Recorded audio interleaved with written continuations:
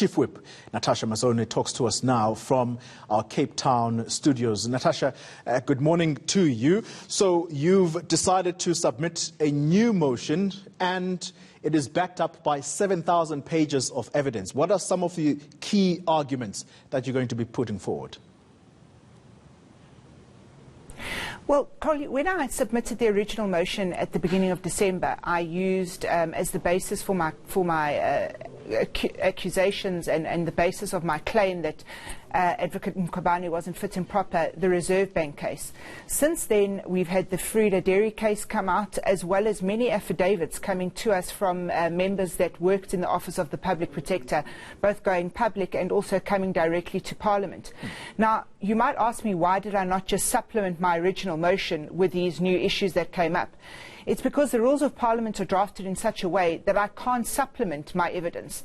So I had to withdraw the motion as a whole and supplement immediately a new motion with all the evidence attached to it. Yeah.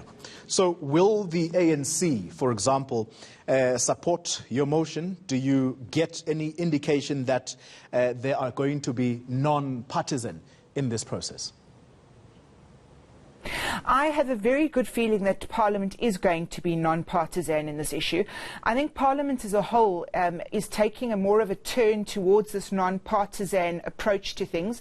The President himself saying the only way we can get this country to work is if we work together.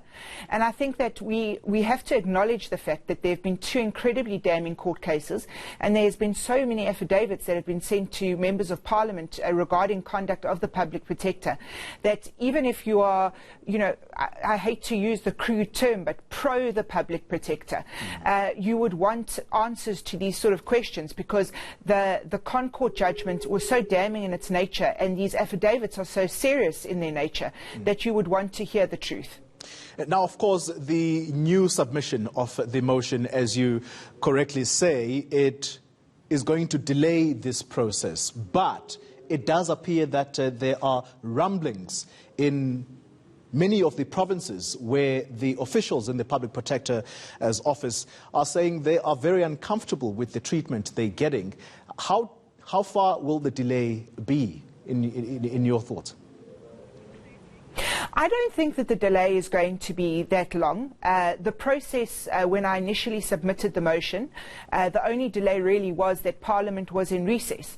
But Thandi Modise, the Speaker of Parliament, has moved with the necessary urgency, and for that I'm incredibly grateful, because it shows that she understands the rules of Parliament very well, and I'm very pleased about that. So I think that once, if Thandi Modise finds that my motion holds water and I've applied the law of Parliament correctly, which I believe that I have, that she will then set in motion the opening time for nominations. Parties that would then have a week to nominate their candidates to sit on the independent panel. I doubt very many of us would change our original nominations, and then the independent panel would then simply go on with its procedure as planned.